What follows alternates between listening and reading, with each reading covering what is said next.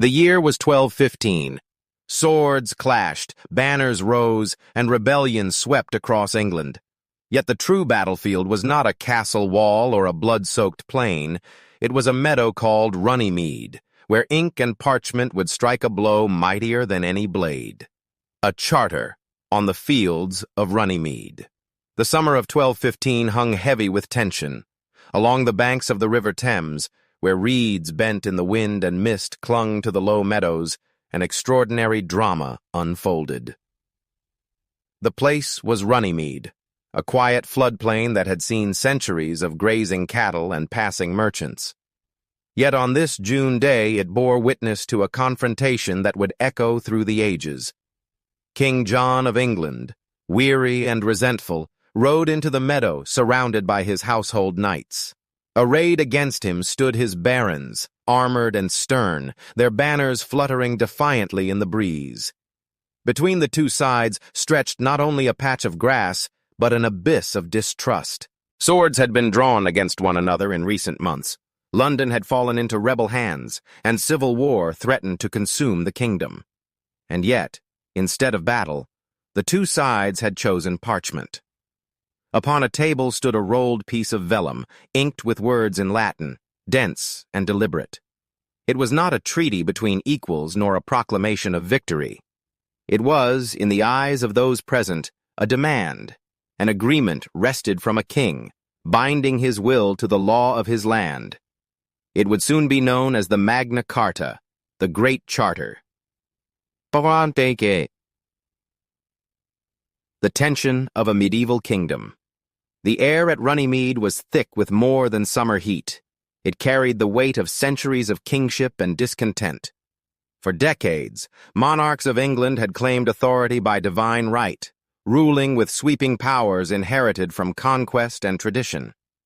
William the Conqueror had stamped his mark on the island with fire and stone. Henry II had tightened the machinery of royal courts. But John, the youngest son of Henry II, had squandered much of that inheritance. His wars in France had drained the treasury and ended in humiliation. Normandy, once the jewel of the English crown, was lost. To finance his campaigns, he had squeezed his lords and clergy with relentless taxation. To many of his subjects, he was not a shepherd of the realm, but a predator, demanding coin with one hand and seizing hostages with the other. Chroniclers called him faithless, merciless, even tyrannical. The barons, who had tolerated much in the name of loyalty, finally revolted. Thus the confrontation at Runnymede was not the product of idealism, but of desperation. The nobles did not gather to invent democracy. They came to defend their privileges, their lands, and their survival. Yet history is often shaped by unintended consequences, and this meeting on a riverside meadow would give birth to principles far greater than the quarrels of medieval lords. The cinematic moment. Imagine the scene as if through the lens of a vast camera sweeping across the meadow. The king sits beneath a canopy, his face hard and lined, eyes darting between the parchment and the men who demand his oath. The barons stand in clusters, their chainmail glinting in the sunlight, their lips tight with suspicion. Monks and clerks hover nearby, pens ready, for they know the act of writing here will outlast the clang of arms. The quill scratches. The seal is pressed into warm wax. The king's reluctant assent is secured. The crowd murmurs. No trumpet blares. No army retreats in triumph. And yet, at that instant, something monumental occurs.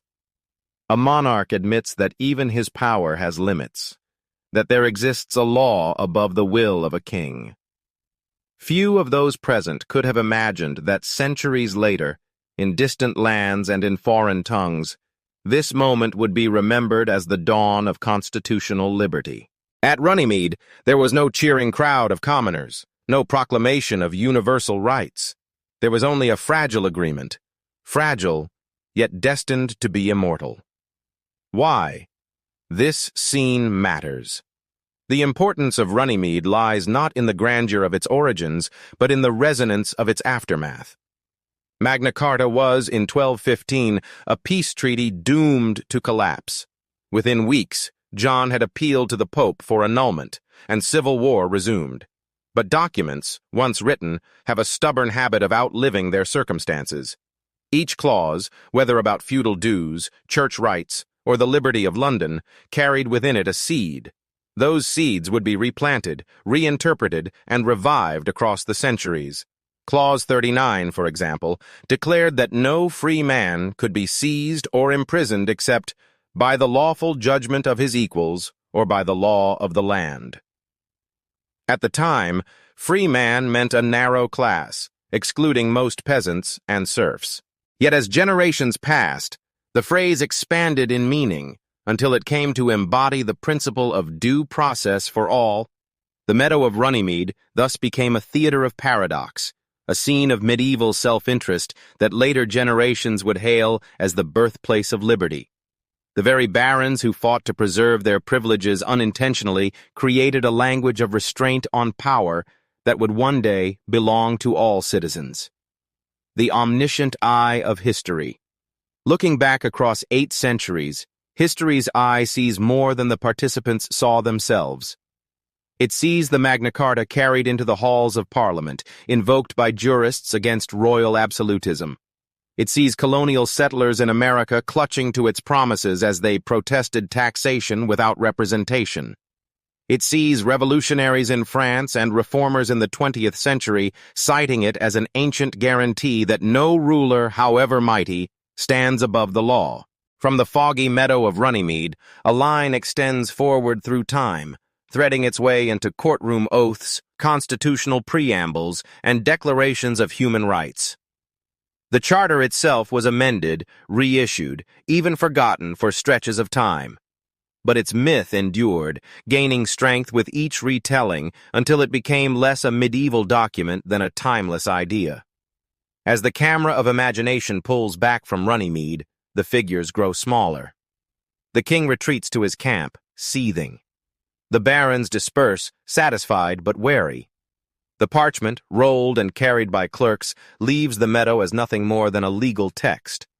And yet, the true story is only beginning. For Magna Carta is not merely the artifact of one quarrel. It is a story about the transformation of power, the taming of authority, and the birth of accountability. It reminds us that even imperfect agreements, written in the language of another age, can become lodestars for future generations. The river flows on, the meadow falls silent, but the echoes of that day resound still. Runnymede, once just a pasture by the Thames, became sacred ground in the imagination of liberty. And from that modest field arose an enduring truth, that freedom, once demanded, can never be fully silenced. Yet the meadow of Runnymede did not exist in isolation. The ink pressed into vellum that day was born of deeper currents. To understand why a king could be forced to yield, one must step back from the riverside drama and survey the wider stage, the feudal kingdoms of Europe, the restless towns of England, and the fragile balance of power that shaped the world of 1215. Feudal Europe. Across the vast landscapes of medieval Europe, power was not concentrated in marble palaces or mighty capitals, but scattered like embers across countless fortresses, villages, and fields. The continent of the 12th and early 13th centuries was a mosaic of loyalties, obligations, and oaths, a world bound together by the intricate web of feudalism. To understand the drama that unfolded at Runnymede, one must first step into this broader setting, where the very idea of governance was inseparable from the ties of land, sword, and faith. Feudalism was not a law written in books, but a system lived and breathed every day. Picture a countryside dominated by stone castles, their towers rising above rivers and valleys. Around them stretched farmland tilled by peasants who rarely strayed more than a few miles from their birthplace. Above them stood lords, men of war who pledged service to greater lords in exchange for protection and land. At the top of this ladder was the king, not as an absolute sovereign in the modern sense, but as the first among nobles, a lord of lords. The glue that held this society together was the oath. Kneeling before a superior, a vassal placed his hands between those of his lord and swore fidelity. In return, he received a fief, land to govern, taxes to collect, men to command. It was a contract sealed not by parchment, but by ritual and sacred promise. Yet within this network, loyalty was often brittle. A vassal could betray, a lord could overreach, and alliances could shift like shadows at dusk. Europe in this age was not a realm of stable states, but of perpetual tension, where obligation and ambition danced uneasily together. Above and beyond the temporal lords towered another authority: the Church. The Pope in Rome claimed supremacy not only over the souls of men, but also over their rulers. Kings might wear crowns, but the papacy wielded the power of excommunication, cutting rulers off from the sacraments and, in theory, from legitimacy itself. It was a weapon wielded often, and with devastating effect, reminding monarchs that even they were not beyond reproach. The Church's influence saturated daily life.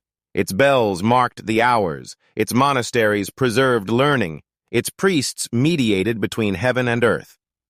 In this medieval world, power was always shared, contested, and negotiated between altar and throne. The continent itself was fractured into dozens of realms, kingdoms, duchies, principalities, each with its own customs. In France, the Capetian kings were slowly strengthening their grip, expanding from the Ile-de-France outward.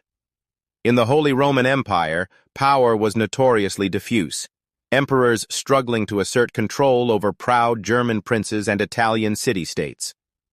In Spain, Christian kingdoms were locked in the Reconquista, pushing south against Muslim-ruled Al-Andalus.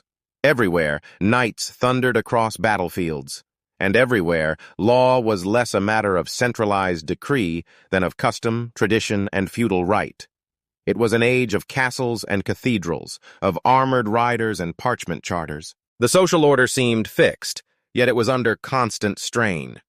Kings sought to centralize, to turn personal loyalty into permanent authority. Nobles resisted, clinging to their ancient privileges. Peasants bore the burden, their toil feeding both castle and court.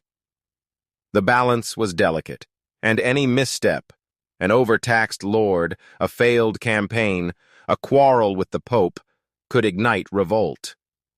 Into this world of contested power came the crisis of King John. He was not merely a tyrant in isolation, but a monarch operating within a Europe where rulers everywhere were testing the limits of their authority. His struggles with the barons of England echoed wider tensions felt across Christendom.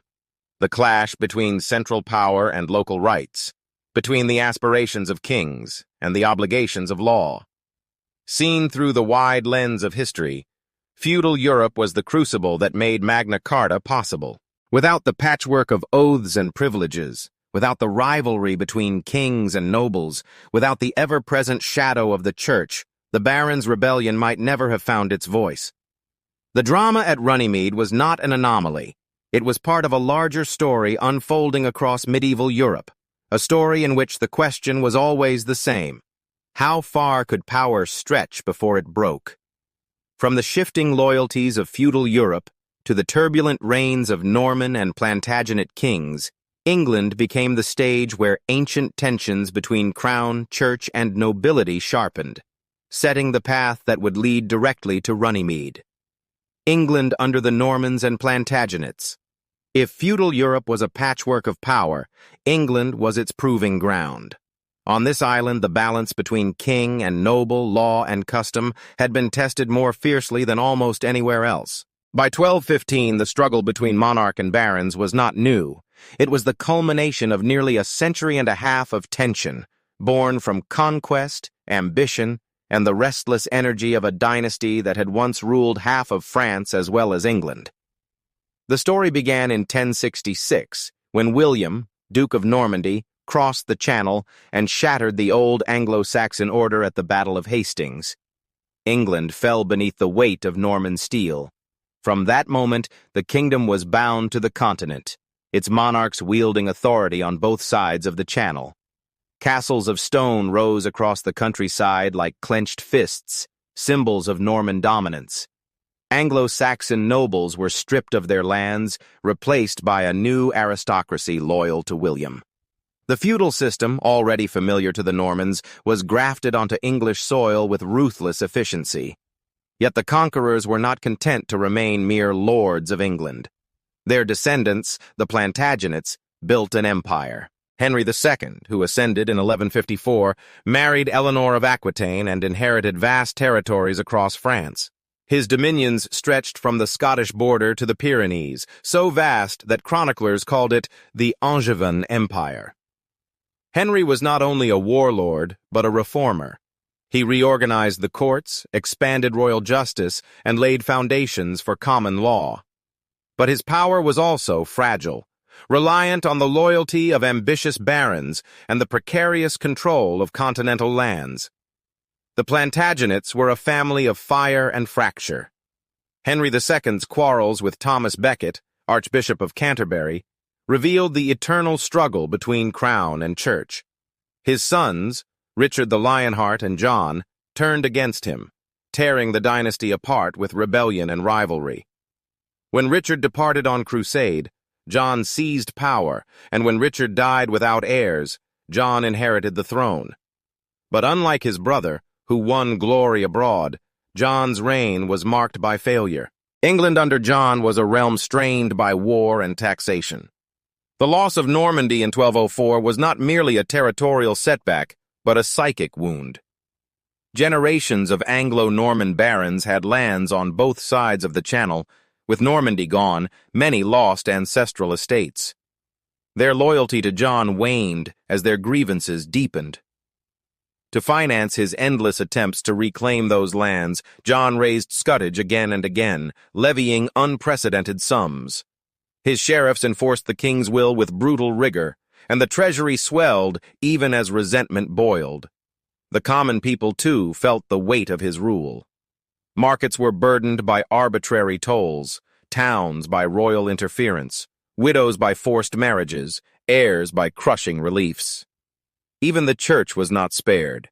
John's quarrel with Pope Innocent III over the appointment of the Archbishop of Canterbury led to England being placed under interdict, its churches silent, its sacraments suspended. For years, bells did not ring for the dead, and weddings went unblessed. To many, the king's sins had drawn divine wrath upon the land. And yet, England in this period was no backwater. Its fields were fertile, its towns growing. London was rising as a hub of trade, its merchants bold and its guilds powerful. Law was becoming more regularized, written in charters and enforced by itinerant justices. Beneath the weight of tyranny, the kingdom was also ripening with possibility. By the early 13th century, the Plantagenet monarchy stood at a crossroads. The legacy of conquest and empire had given kings immense authority, but it had also created expectations that rulers would protect their barons' rights, respect the church, and maintain the balance between burden and justice. John, through his failures and exactions, had ruptured that balance. Thus, when the barons gathered in rebellion, they did not see themselves as inventors of a new order, but as restorers of an old one. They invoked the customs of William, of Henry I, of Henry II, kings who, despite their power, had acknowledged limits. In their minds, they were not revolutionaries, but guardians of tradition. Yet in demanding written guarantees at Runnymede, they set in motion something greater than tradition.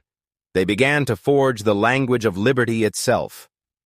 From John's crumbling authority to the barons' rising defiance, England teetered on the edge of transformation. The failures of conquest and burdens of tyranny converged, carrying the realm inexorably toward confrontation at Runnymede. The clash of crown and barons. The stage was set for conflict long before the meadow of Runnymede. In the decades leading to 1215, the monarchy and the nobility of England circled each other in a dance of loyalty and betrayal, bound by oaths yet divided by ambition. The Norman and Plantagenet kings had inherited immense authority, but each step toward centralization carried a price: the simmering resentment of their barons, who guarded their privileges as jealously as they held their castles. The clash was not simply personal, it was structural. Feudal custom dictated that the king was Lord Paramount, but his authority rested upon the consent of men who commanded their own fortresses and levied their own armies. The monarchy sought revenue and obedience. The barons sought autonomy and recognition of their rights. Between these demands lay a fault line that widened with each reign. Henry II, John's father, had already tested these limits. His reforms strengthened royal justice, but barons feared their ancient courts were being swallowed by the king's writs. They tolerated his power because his victories brought wealth and stability. Richard the Lionheart, though absent on crusade, secured loyalty through charisma and military glory. But John, stripped of victories, bankrupt in honor, demanded much and gave little. Where his predecessors had commanded respect, he provoked rebellion. The immediate spark was war. John's defeat at Bouvines in 1214 was not just a battlefield disaster. It was the culmination of years of failed campaigns and relentless taxation. The nobles had financed his ventures with scutage and service, only to see Normandy and Anjou lost. In their eyes, the king's incompetence had squandered both treasure and honor. A monarch who failed to defend the realm forfeited his right to demand obedience. John's response was iron-fisted. He increased levies, punished dissent with fines, and seized hostages from noble families. His sheriffs became instruments of oppression, wringing coin from the countryside. Chroniclers spoke of a king who sold justice as if it were a commodity, delaying verdicts until silver crossed his palm. The bond of fealty, once sacred, now frayed under the weight of exploitation. The barons, hardened by generations of warfare, were not men easily cowed. Their castles dotted the landscape like islands of defiance, and their armed retainers gave them strength to resist. Whispers turned to conspiracies, conspiracies to oaths. They swore upon relics to stand united against the king until liberties were restored. For them, rebellion was not treason but preservation, a return to what they called the law of the realm, the customs of Henry I and beyond. The struggle reached its first climax in early 1215. Armed barons rode south, banners streaming, gathering support as they went. London, disenchanted with John's tolls and interference, threw open its gates to them. With the capital in rebel hands, the king was cornered. No longer could he rely on brute force alone. His vassals had become his judges. This conflict between crown and nobility was not unique to England. Across Europe, monarchs sought to consolidate power, while lords resisted. But in England, the balance tipped toward confrontation with unusual clarity. The island's relative unity, no patchwork of principalities, but a single realm, meant the struggle was direct, king against barons, center against periphery. And in that clarity, the foundations of something unprecedented could be laid.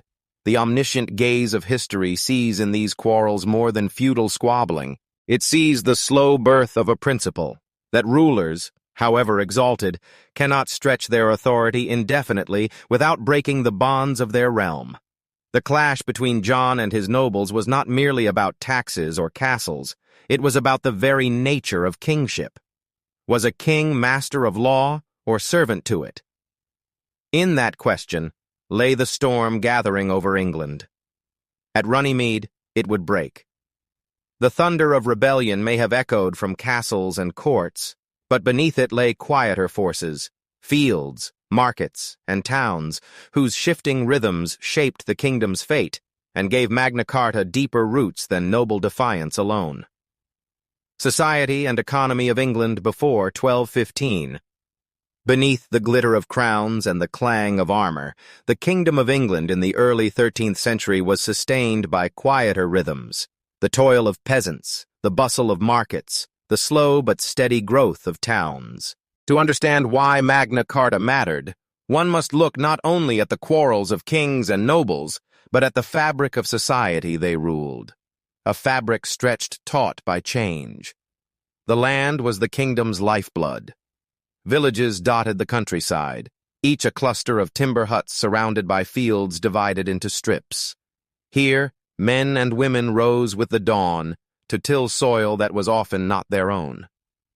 Most were villains, bound by obligation to a lord, their lives shaped by custom as much as necessity. They owed labor on the lord's domain, paid rents in grain or poultry, and sought justice in manorial courts.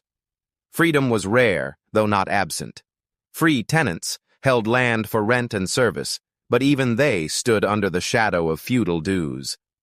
Life was hard, precarious, but deeply communal, its rhythms tied to harvests and holy days. Yet the countryside was not static. Population had risen steadily since the Norman conquest, pressing the land to yield more. Forests were cleared, marshes drained, villages expanded. The demand for food fed trade, and trade began to reshape England's economy. London, already a great city by medieval standards, hummed with activity. Its wharves along the Thames were crowded with barges and ships, unloading wine from Bordeaux, wool from the Cotswolds, and exotic goods from distant ports. The wool trade was England's treasure. Sheep grazed across pastures from Yorkshire to the Welsh borders, their fleeces spun into cloth that fed the looms of Flanders. Merchants grew wealthy from this commerce, and towns prospered under charters granting them liberties, rights to self-govern, to hold markets, to be judged by their own laws rather than by a sheriff's whim. These charters, bought or bargained from kings, planted seeds of independence in urban soil. London in particular guarded its liberties fiercely, priding itself as a city apart, a partner rather than a subject of the crown. The church, too, was woven into every thread of society. Monasteries dotted the landscape, centers of prayer and also of production, brewing ale, tending sheep, copying manuscripts. Cathedrals rose stone by stone, reaching toward heaven with spires that dwarfed the huts of commoners. Priests baptized the newborn, blessed the marriages, buried the dead. The church's wealth rivaled that of any noble, its moral authority eclipsing even the king's. Yet it was also a source of tension. John's clash with Pope Innocent III had left the kingdom spiritually wounded, with churches silent during the years of interdict, their doors barred, their bells mute. Ordinary people bore the brunt of this, feeling in their daily lives the weight of politics between crown and altar. Amid this world of obligation and hierarchy, a sense of strain was growing.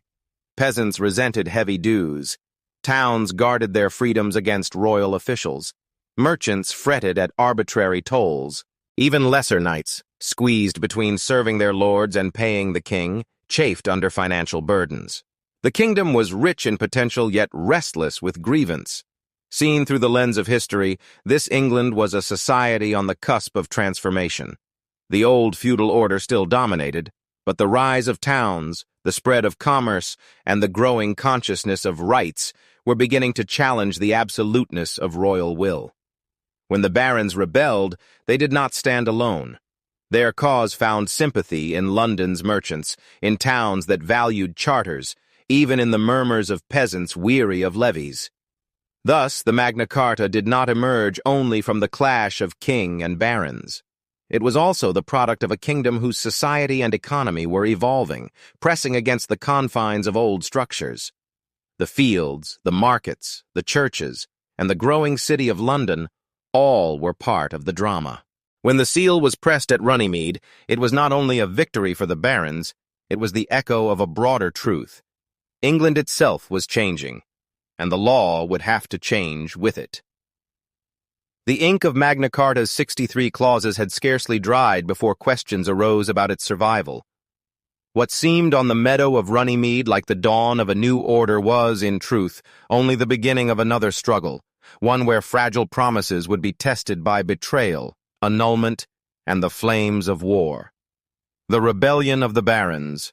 The kingdom stood at breaking point. Beneath the weight of war, taxation, and royal arrogance, the bonds that tied England's nobility to their king had frayed beyond repair. The rebellion of the barons did not erupt suddenly like a thunderclap, but gathered like storm clouds, darkening the horizon until the tempest could no longer be contained. The defeat at Bouvines in 1214 had been the catalyst. John, desperate to reclaim his lost continental lands, had drained his nobles with scutage and levies, demanding coin in place of service. They had financed his campaign, marched their men, pledged their resources, only to watch the French king triumph and the Angevin dream collapse. The humiliation spread like wildfire across the realm. A king who could not defend his inheritance, yet who bled his subjects for coin, no longer commanded loyalty. John's response was fury disguised as policy. He raised taxes yet again, levied harsh fines, and demanded hostages from noble families to secure their obedience. Sheriffs became collectors of royal vengeance, prowling the shires for revenue. Justice itself was sold, verdicts delayed or denied until silver crossed the royal palm. What had once been loyalty became resentment, and resentment hardened into rebellion. By the opening months of 1215, the barons moved from whispers to action. In their halls of stone, beneath banners embroidered with lions, crosses, and chevrons, they gathered in secret councils. Oaths were sworn upon relics, vows made before chapels. They would no longer endure a king who ruled by fear and extortion. They invoked the customs of old, charters of Henry I, traditions stretching back to the Norman conquest, claiming that they sought not revolution but restoration. Yet what they demanded was nothing less than the curbing of monarchy itself. The movement spread swiftly. In January, the barons assembled at Bury St. Edmunds, a great abbey whose stone arches echoed with their pledge. Chroniclers tell of men kneeling before the altar, swearing to compel the king to grant them liberties. From there, momentum grew. Castles were fortified, levies summoned, messengers dispatched across the kingdom. The rebellion had found both purpose and direction. By May, the storm broke. The barons, armed and resolute, rode south in force. Their banners snapped in the wind, their retainers marched in ordered columns, and their challenge to the crown could no longer be denied. London, weary of John's interference in its markets and eager to guard its liberties, opened its gates to them. With the capital seized, the king's authority crumbled. What was once unthinkable had occurred. The heart of England belonged not to the monarch, but to his rebellious lords. John raged, but he was trapped. His armies were insufficient, his coffers strained, his legitimacy eroded. He could not rely upon the Pope's support quickly enough, nor could he summon continental aid. The rebels stood firm, their strength bolstered by allies in towns and among disaffected knights. The balance of power had shifted, and the king found himself forced into negotiation. The omniscient eye of history sees in this rebellion more than feudal defiance. It sees the crucible of liberty, forged in anger, but destined to outlive its makers. The barons, in demanding restraint upon tyranny, became unwilling midwives to an idea larger than themselves, that power must answer to principle and authority to law. Thus, the rebellion of 1215 was not merely the quarrel of nobles with their king. It was the moment when England's ruling class, driven by grievance, opened the door to a future they could scarcely imagine. The road led toward Runnymede, where ink and wax would achieve what swords alone could not. From the thunder of rebellion's march to the hush of negotiation, the barons' defiance flowed seamlessly into confrontation at Runnymede, where swords gave way to quills and England's fate shifted from battlefield to parchment. The negotiations at Runnymede. The meadow of Runnymede stretched wide beneath the summer sky, its grasses rippling like a green sea under the wind. To those who gathered there in June 1215, it was no ordinary pasture. It became an arena where king and kingdom confronted one another, where words replaced swords, but the stakes were no less mortal. King John arrived cloaked in suspicion and resentment. His eyes, dark and restless, darted toward the banners of his barons fluttering defiantly in the breeze. He loathed the very air of the place, for it reeked of humiliation. Across the meadow, the rebel lords stood in grim formation, their armor gleaming, their silence heavier than the clash of arms. Between them lay a trestle table, upon it rolls of parchment and the tools of clerks, quills, ink, and warm wax. It was Stephen Langton, Archbishop of Canterbury, who gave the gathering its solemn tone. Draped in robes, carrying the weight of both church and conscience, he acted as mediator. His voice, calm yet firm, reminded king and barons alike that they were bound not only by feudal oaths, but by divine obligation. Without his presence, the parley might have dissolved into chaos. With it, the meadow became a kind of open-air courtroom, where law was spoken into being. The demands were read aloud, clause after clause. Each line was a stone laid upon the foundations of a new order. No taxation without counsel, protection of inheritance, freedom of the church, justice granted without sale or delay. To John, each demand was a wound, an incision upon the flesh of kingship. His fists clenched, his jaw tightened. He whispered curses to his attendants, seeking some loophole, some avenue of escape. The barons, however, did not yield. Their voices were steady, their determination unshaken. They reminded John of his lost wars, his broken promises, his bleeding of the realm. They spoke not as rebels, but as guardians of custom, invoking the laws of Henry I, the traditions of the realm, the oath every king swore at his coronation. They pressed their case with the authority of history itself. Around them, clerks bent to their work, the scratch of quills carrying across the field. Scribes copied clauses, messengers hurried between camps, and the parchment filled with words destined to outlive their makers. The Thames flowed quietly beside them, reflecting sunlight as if indifferent, yet bearing silent witness to a covenant being forged. At last, cornered by necessity, John relented. His seal was pressed into wax, an act of submission wrapped in ceremony. No trumpets sounded, no cheers erupted. The meadow fell into a hush, broken only by the murmur of voices and the flap of banners in the wind. But in that quiet moment, something monumental occurred. A king acknowledged that even he was not above the law. The negotiations at Runnymede were fragile, born of mistrust and backed by arms. Yet the document they produced would outlast the distrust, the armies, even the men themselves. On that June day, beneath the open sky, England's story changed course. The Great Charter was no longer a dream. It was ink on vellum, sealed and set into history. The clauses of Magna Carta. The wax was scarcely dry when the parchment was unrolled and its clauses proclaimed. To those who gathered at Runnymede, it was not poetry but law, line after line of dense Latin, precise and unyielding. Yet within those words lay the seeds of ideas that would outlive kings, dynasties, even empires. The Magna Carta was no single declaration but a tapestry of 63 clauses, each thread woven from grievance, necessity, and the stubborn will of a nation demanding limits on power.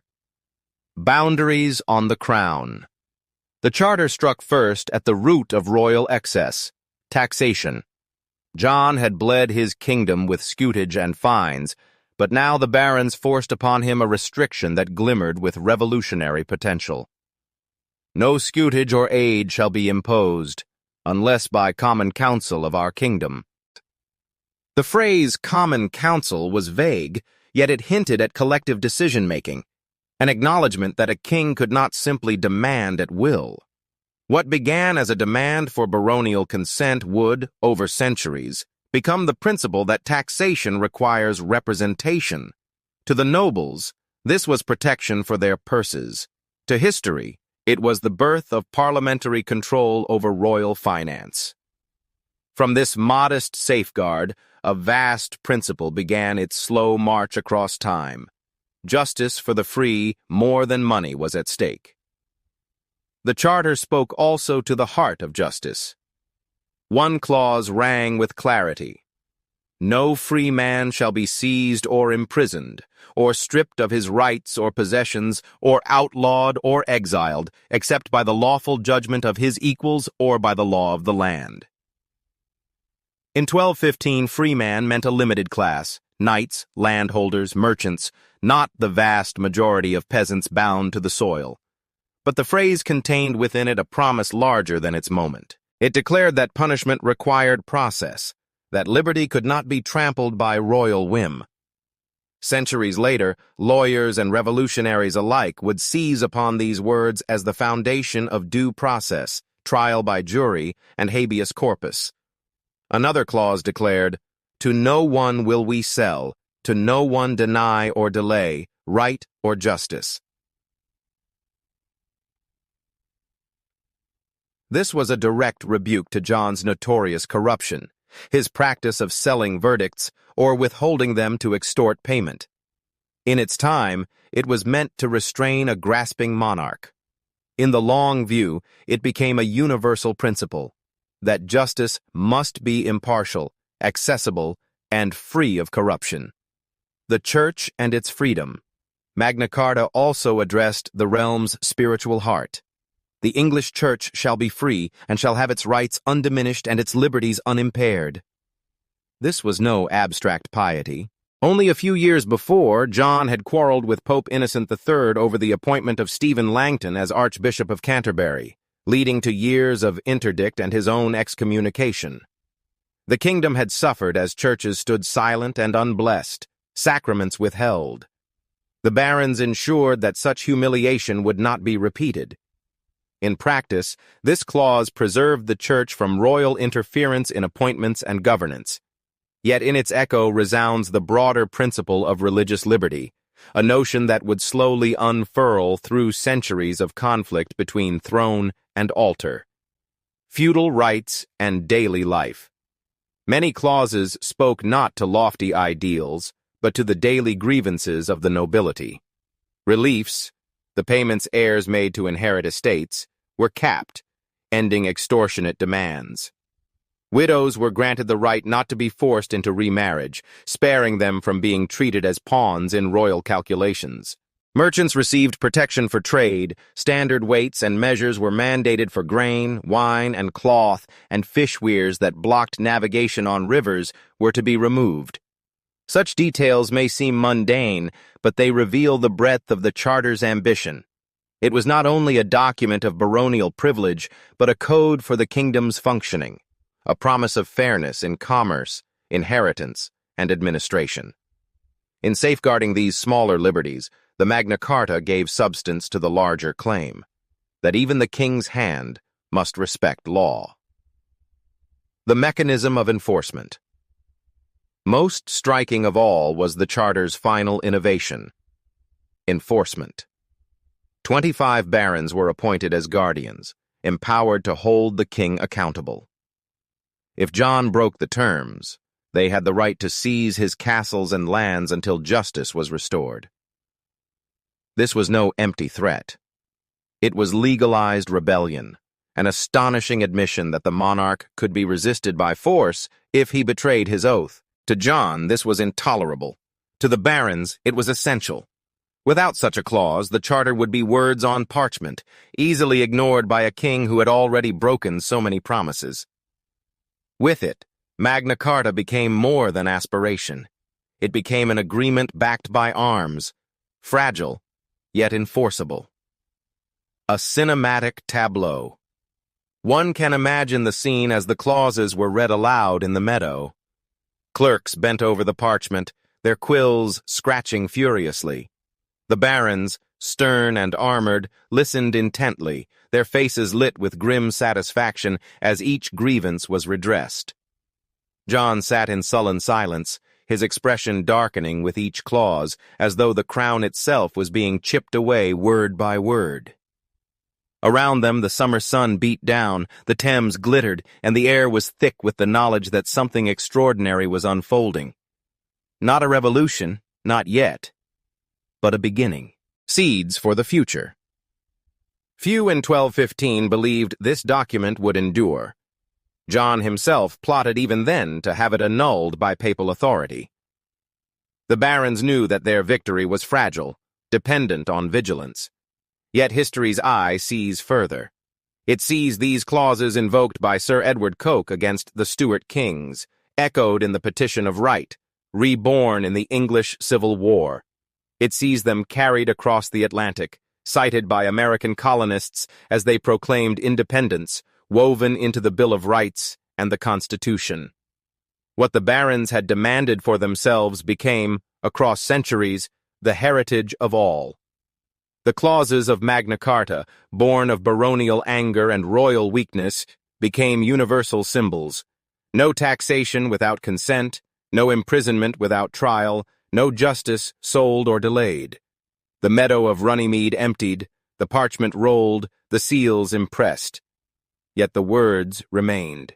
63 clauses, uneven and imperfect, bound together into a covenant stronger than iron. In their details lay the ordinary concerns of a medieval kingdom. In their spirit, the extraordinary promise of a world where even kings must bow to law.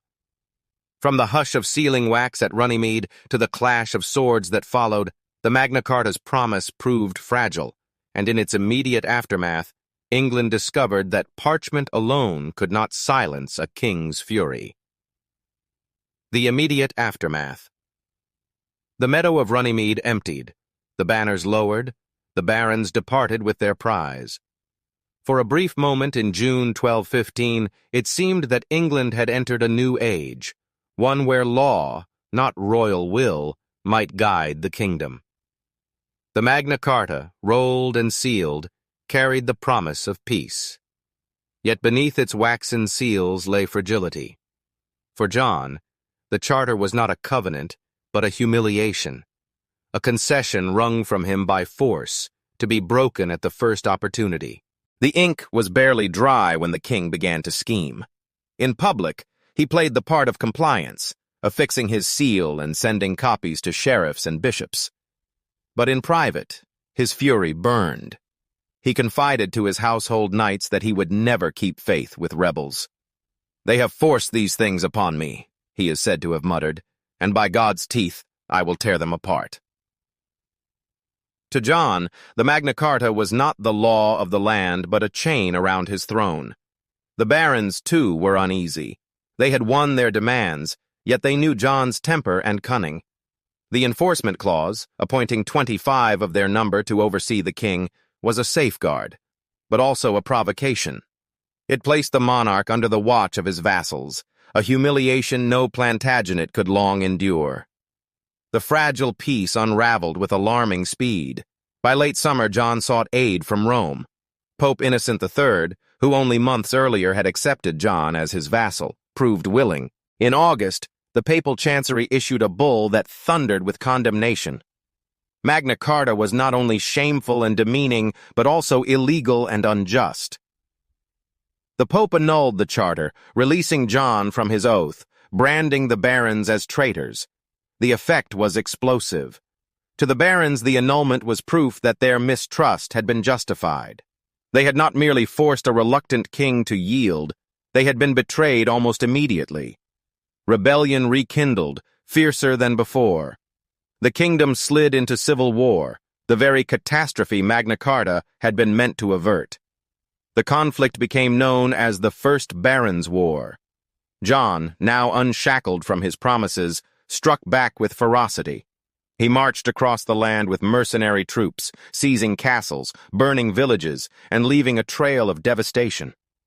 Chroniclers wrote of towns put to the torch, of crops destroyed, of famine looming. The king who had sworn to uphold justice now waged war upon his own people. The barons, in turn, sought aid abroad. In an astonishing gamble, they invited Prince Louis of France, son of King Philip II, to take the English throne. In 1216, Louis landed with an army, capturing much of the southeast. For the first time since 1066, England faced the prospect of a foreign ruler not by conquest, but by invitation. John's position grew desperate, but fate intervened in unexpected fashion. In October 1216, amid the turmoil, John fell ill while campaigning in the East. Struck by dysentery after crossing the marshes of Lincolnshire, he weakened rapidly. At Newark Castle, the man who had fought his barons, defied his church, and signed Magna Carta breathed his last. Chroniclers, ever merciless, claimed the devil himself carried off his soul. John's death altered the course of the war. His heir, Henry III, was a boy of 9. Under the regency of William Marshal, England's greatest knight, the crown adopted a different posture. The young king's advisors quickly reissued Magna Carta in a revised form, shorn of its harsher enforcement clauses. It was a gesture of reconciliation, a promise that the new reign would honor law where the old had broken it. And so the Great Charter survived, not because John believed in it, but because his death forced a compromise. What had begun as a weapon in civil war became, through repetition and reissue, a cornerstone of English governance. The aftermath of 1215 was thus not triumph, but turbulence, annulment, betrayal, fire, and war. Yet in that very turbulence, the Magna Carta gained its endurance. It had been signed in coercion, revoked in fury, and preserved in necessity. The meadow of Runnymede faded into memory, but the words written there refused to die. The Tudor age had reawakened the Great Charter, transforming it from a feudal relic into a symbol of timeless liberty. Yet it was in the 17th century, amid Stuart absolutism and the roar of revolution, that Magna Carta would step fully into the political arena, not as memory, but as a rallying cry for rights and limits on kingship. Magna Carta, after the death of John, 1216. The death of King John in October 1216 altered the course of England's fate as surely as any battle. The monarch whose reign had been a storm of war, taxation, and broken oaths was gone, carried to the grave at Newark Castle. His passing left behind a kingdom fractured, a crown imperiled, and a charter reviled, annulled, and yet somehow alive, that would not perish with him. John's heir, Henry III, was only 9 years old. A boy king could not command armies or crush rebellion. He could only be protected and guided. The task fell to William Marshal, Earl of Pembroke, famed across Christendom as the greatest knight. Marshal, gray-haired and seasoned by decades of war, now bore the weight of regency. His challenge was immense: to save the throne from collapse, to reconcile barons weary of tyranny, and to preserve England itself from falling under the sway of Prince Louis of France, who by then held London and much of the southeast. The kingdom was at the brink. Civil war raged, loyalties shifted, and the very legitimacy of the Plantagenet line seemed uncertain. Yet William Marshal understood that swords alone could not secure the crown. He needed a gesture, a symbol to restore trust. That symbol lay in the same document John had loathed and betrayed, the Magna Carta. In November 1216, barely weeks after John's burial, the charter was reissued in Henry's name. The scene was striking: a child king, too young to rule, yet already bound by law. A council of guardians presenting Magna Carta not as a humiliation, but as a promise of renewal. This reissue stripped away the more incendiary clauses, most notably the enforcement by 25 barons, but preserved the core principles: justice not sold or delayed, protection of inheritance, limits on arbitrary taxation. The political calculus was clear. The barons could rally around a young and innocent monarch in a way they never would for his father. To oppose Henry was to defy not a tyrant, but a boy whose protectors now pledged to govern with fairness. By embracing Magna Carta, Marshal and the Regency turned a failed peace treaty into a manifesto of good governance. The effect was immediate. Many rebels, weary of war and wary of Louis's foreign ambitions, drifted back to the royal cause. In 1217, royalist forces triumphed at the Battle of Lincoln, driving back Louis's army. Later that year, the Treaty of Lambeth ended the French prince's claim to the throne. England was saved, and with it, the Plantagenet dynasty. Yet perhaps the greater victory was the survival of the charter itself. Magna Carta, annulled by the Pope, rejected by John, and born in civil war, had been rescued by necessity. Each reissue, from 1216, 1217, and again in 1225, etched its principles deeper into the kingdom's governance. What began as a baronial demand became, step by step, the common expectation of the realm. Cinematically, one might picture the parchment unrolled anew, the boy king's seal affixed where his father's reluctant mark had been. Around the royal council, lords and bishops nodded in approval, not out of fear but out of hope. The meadow of Runnymede was behind them, yet its spirit lingered. The Great Charter had survived its first trial by fire, reborn in the reign of a child.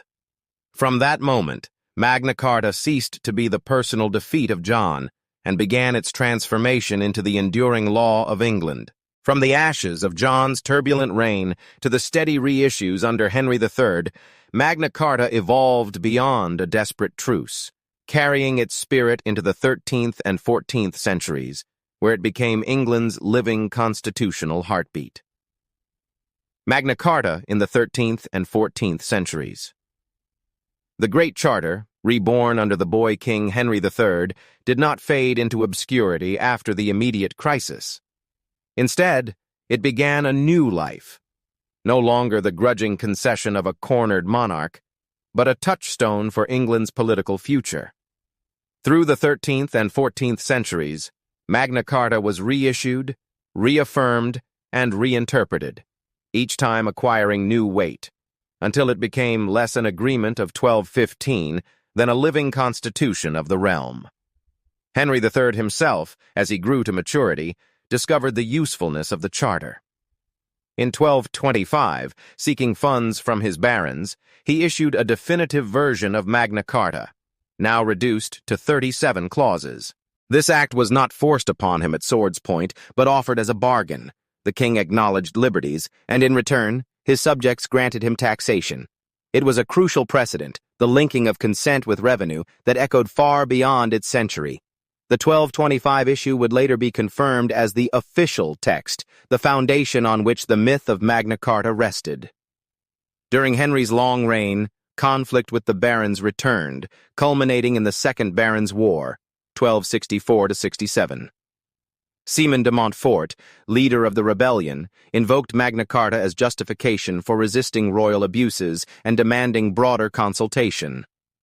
Though de Montfort fell in battle, the idea he carried, that the king's rule must be bound by consent, was woven into England's political fabric. Magna Carta, once the weapon of northern lords at Runnymede, had become the banner of reformers. The charter's authority grew still stronger under Edward I. A formidable ruler and conqueror, Edward nevertheless recognized that his wars in Wales, Scotland, and France could not be sustained without baronial and parliamentary support. In 1297, pressed by financial need, he confirmed Magna Carta once more, declaring it to be the common law of the land. Copies were sent to every county, ordered to be read aloud in cathedrals and marketplaces. No longer a private accord, Magna Carta became a public proclamation, etched into the consciousness of townsmen and peasants as well as nobles. The imagery is powerful. Parchment carried on horseback across the kingdom, read in parish churches before congregations of villagers, their faces lit by candlelight as clerics recited words that spoke of justice and restraint. Most could not read, yet they heard that there was a law higher than the king's whim. The idea took root that Magna Carta was not simply a baronial privilege, but the inheritance of all Englishmen. In the 14th century, the charter was confirmed dozens of times, invoked in parliaments, cited in petitions, and used by lawyers in court. Its clauses were increasingly interpreted in broad terms. The promise that no free man should be imprisoned unjustly came to symbolize liberty itself. The ban on selling justice became a demand for judicial integrity. By the reign of Edward III, Magna Carta had become more than a medieval peace treaty. It was a symbol of the very contract between ruler and ruled. And yet, even as it was celebrated, it was reshaped. The enforcement clause of 1215, which allowed barons to compel the king by arms, vanished. The narrow details about fish weirs, debts, and wardships were pared away. What remained, repeated again and again, were the enduring principles: freedom of the church, fair justice, protection of property, and the consent of the realm in taxation. These became the eternal Magna Carta, the one remembered long after the parchment of 1215 had faded. The omniscient eye of history watches the transformation with fascination. What began as a desperate truce between a tyrant and his nobles became, through repetition, the cornerstone of English constitutional identity. The meadow of Runnymede was long silent, but in Westminster, in Parliament, and in courts across the land, its echoes resounded. The Great Charter had survived John's betrayal, Henry's reissue, and Edward's confirmation. By the end of the 14th century, it was no longer the possession of barons. It was the foundation of a nation's law. Thus, from the 13th and 14th centuries, where Magna Carta grew into England's constitutional backbone, the story shifted into the 15th and 16th centuries, when war dimmed its light, only for scholars to begin reviving its power. From neglect to revival. Magna Carta, in the 15th-16th centuries. By the close of the 14th century, Magna Carta stood as a symbol of English liberties, confirmed repeatedly by kings and parliaments alike. But symbols, however powerful, can fade in the tumult of history. The 15th century brought storms of its own, dynastic wars, shifting thrones, and new monarchies more concerned with survival than with charters.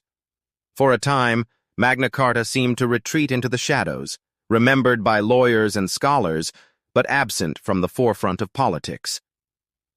The Wars of the Roses, which engulfed England from the 1450s to the 1480s, left little room for parchment principles. Lancaster and York battled for the crown, their struggles marked by betrayal, executions, and battles that drenched fields in blood. Kings rose and fell, Henry VI, Edward IV, Richard III, until Henry Tudor seized victory at Bosworth in 1485. In these decades of chaos, Magna Carta was rarely invoked. The conflict was not about law but lineage, not about liberties but legitimacy. The Great Charter lay dormant, as if buried beneath the corpses of Towton and Tewkesbury. Yet documents rarely die. In the dusty chambers of the Inns of Court, in the manuscripts of chroniclers, the clauses of Magna Carta endured. When Henry VII founded the Tudor dynasty, he brought peace but also a monarchy wary of challenges. He strengthened royal authority, curbed the great barons, and filled his coffers with careful finance. His son, Henry VIII, would expand this royal dominance to unprecedented heights, transforming England's relationship with both church and state. It was in this Tudor world, paradoxically, that Magna Carta began to stir again. Henry VIII himself had little regard for restraints upon monarchy. He shattered ties with Rome, declared himself supreme head of the Church of England, and ruled with a majesty that brooked no opposition. Yet his very assertiveness, and the turbulence it unleashed, provoked reflection. When monasteries were dissolved, when executions claimed nobles and queens alike, voices began to whisper of ancient liberties. The 16th century saw the rise of legal humanism, a renewed study of England's medieval past. Scholars and jurists searched for precedents that could anchor law against the tides of tyranny. Among them, Magna Carta gleamed like an old relic rediscovered. Sir Thomas More, though not citing it directly, embodied the spirit of resistance to unchecked authority. Later, under Elizabeth I, jurists like Sir Edward Coke would seize upon Magna Carta as the bedrock of England's ancient constitution, a phrase suggesting that liberty was not a gift from monarchs, but the birthright of the people. Cinematically, one might picture a scholar in candlelight, bent over a vellum manuscript, tracing with his finger the words penned at Runnymede 3 centuries earlier. To him, Magna Carta was no longer a mere baronial pact, but a timeless principle, that even kings must obey law. In the Tudor age of centralized monarchy, such an idea gained quiet but growing power. The revival was gradual, often obscured by spectacle. Henry VIII's court glittered with pageantry, Elizabeth's with drama and intrigue. Yet beneath the splendor, Magna Carta was being reshaped. It was no longer about feudal reliefs or fish weirs. Those clauses were relics. Instead, it was about justice, due process, and the limits of arbitrary power. Lawyers, parliamentarians, and preachers began to cite it not as a narrow medieval treaty, but as a charter of English liberty itself. By the end of the 16th century, Magna Carta stood poised for its great reawakening. The Tudor monarchs had consolidated royal authority, but in doing so they had also sharpened the question, could power truly be absolute? The answer, drawn from the meadow of Runnymede, whispered through courts and parliaments, no. The stage was being set for the great constitutional struggles of the 17th century, when Magna Carta would return not as a half-forgotten relic, but as a weapon of resistance. As revolutions shook Europe and banners of liberty unfurled across its cities, Magna Carta's spirit crossed yet another threshold. No longer confined to the cries of protest or the barricades of change, its legacy began to settle into the very structures of governance.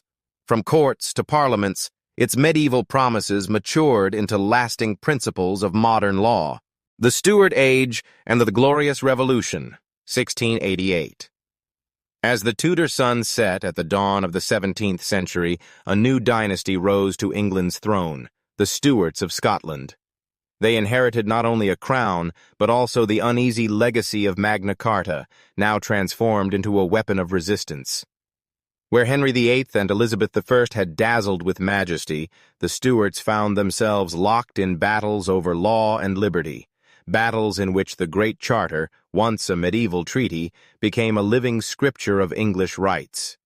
James I, the first Stuart king, arrived in 1603 declaring that monarchs ruled by divine right. To him, kings were little gods on earth, accountable only to heaven. But in Parliament, voices stirred. Members cited Magna Carta as proof that even kings must obey law. Sir Edward Coke, a towering jurist of the age, thundered in his courtroom. Magna Carta is such a fellow that he will have no sovereign. His words electrified England. Where once the charter had been a baronial document, Coke reimagined it as the cornerstone of an ancient constitution, a heritage of freedom predating all monarchs. Under Charles I, James's son, the storm grew darker. Charles, elegant and stubborn, pursued wars abroad and raised taxes at home without parliamentary consent. He imprisoned critics, claiming prerogative above law. But Parliament struck back with the Petition of Right in 1628, explicitly invoking Magna Carta's promise that no subject should be imprisoned without due process. In the grand halls of Westminster, echoes of Runnymede rang out across 4 centuries, challenging a king who believed himself above restraint. The conflict spiraled into open war. The English Civil War of the 1640s tore the kingdom apart, Cavalier against Roundhead, Crown against Commons. At its heart lay the question first asked at Runnymede, is the king master of law or subject to it? Oliver Cromwell and the parliamentarian armies triumphed, and Charles I paid with his head. Though the Commonwealth that followed was brief and troubled, the execution of a monarch for violating the laws of his people marked an unprecedented assertion of Magna Carta's spirit, that rulers, too, are answerable to justice. When the monarchy was restored in 1660 under Charles II, the wounds had not healed. Parliament, emboldened by victory and wary of absolutism, guarded its authority jealously. Charles maneuvered skillfully, but suspicion lingered. His brother and heir, James II, would ignite the final crisis. James II was openly Catholic in a Protestant kingdom, determined to expand royal power and override parliamentary checks. He dismissed judges, packed offices with loyalists, and issued declarations of indulgence without parliamentary sanction. To many, it seemed the nightmare of absolutism had returned. Across taverns and pulpits, Magna Carta was once more invoked as the shield of liberty. Pamphlets compared James to John, the tyrant of 1215, reminding England that its kings had long been bound by law. The climax came in 1688. A coalition of nobles, bishops, and politicians invited William of Orange, husband to James's Protestant daughter Mary, to cross the sea with an army. The invasion was bloodless. James fled, abandoning his throne. This glorious revolution was not won by battles but by principle, the principle that monarchy must be conditional, not absolute. In 1689, William and Mary accepted the crown not by divine fiat, but by agreement with Parliament. The Bill of Rights, passed that year, crystallized the settlement. The king could not suspend laws, levy taxes, or maintain a standing army without parliamentary consent. It was Magna Carta, reborn in modern form, its ancient clauses distilled into constitutional reality. The meadow of Runnymede found its echo in the halls of Westminster. Law above king, liberty above prerogative. The omniscient gaze of history lingers on this moment. The Stuarts had sought to exalt the throne beyond restraint. Instead, they provoked the definitive answer to a question posed centuries earlier. England would not be ruled by whim or by divine decree. Its monarchy would endure, but only as a partner with Parliament, bound forever by the law of the land. The glorious revolution thus closed one chapter and opened another. From the dust of baronial revolt, through civil war and restoration, Magna Carta had become not only a relic, but a living covenant. And in 1689, that covenant reshaped the kingdom into something new, a constitutional monarchy, a model that would influence the world. Thus, from the clash of Stuart kings and Parliament that birthed constitutional monarchy, the story of Magna Carta flowed naturally across the Atlantic, where English colonists transformed its ancient promises into the foundation of American Revolution. Magna Carta and the American Revolution. By the 18th century, the words written on vellum at Runnymede had traveled far beyond the meadows of England. They had crossed the Atlantic, carried not in parchment but in memory, principle, and law. The English colonists who settled along the eastern seaboard of North America brought with them more than language and custom. They brought the belief that liberty was their birthright, guaranteed by Magna Carta. In colonial assemblies and courts, the charter was invoked as proof that no ruler, even one across the ocean, could govern without consent. The phrase, law of the land, born in 1215, was echoed in colonial debates, now reshaped as due process of law. Merchants in Boston, planters in Virginia, lawyers in Philadelphia, all spoke of Magna Carta as if it were a living covenant binding king and subject alike, regardless of distance. The crisis came with taxes. The Stamp Act of 1765 and later duties imposed by Parliament struck the colonies not simply as financial burdens, but as betrayals of principle. No taxation without representation, the rallying cry of resistance, was itself a descendant of Magna Carta's clause against levies without common council. In pamphlets distributed from tavern to town hall, colonists cited the Great Charter as their shield. To deny them representation was to deny them the liberties enshrined at Runnymede. The imagery of resistance was vivid. In Boston, effigies of tax collectors dangled from trees. In Virginia, Patrick Henry thundered in the House of Burgesses, his words steeped in the language of inherited rights. Across the colonies, Magna Carta was not a medieval relic, but a weapon of the present, proof that liberty was older than empire, older even than Parliament itself. As tensions deepened, the charter became a touchstone in the escalating quarrel. In 1774, the First Continental Congress declared that the colonists were entitled to the common law of England, and more especially to the great and inestimable privilege of being tried by their peers according to the law of the land. These were not the cries of radicals inventing something new, but of Englishmen demanding what they believed had been theirs for centuries. Then came revolution.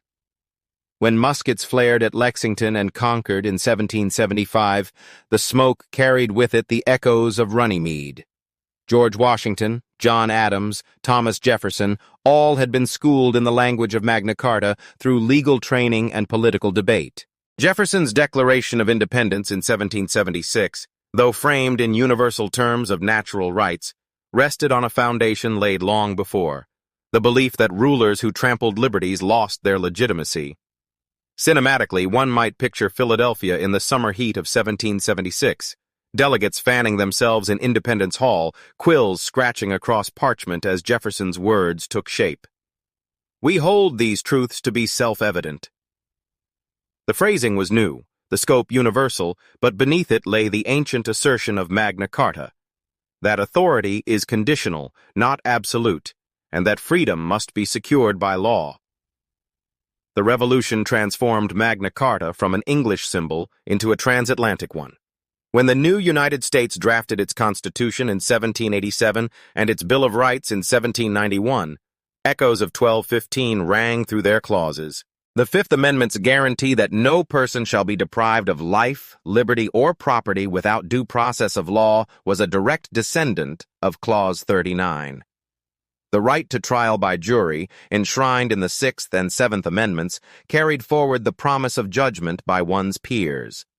For the American revolutionaries, Magna Carta was both inheritance and inspiration. They claimed it not as the property of England, but as the shared legacy of all who valued liberty. In doing so, they transformed a baronial treaty into the cornerstone of a republic. The omniscient eye of history sees in this transatlantic journey a remarkable continuity.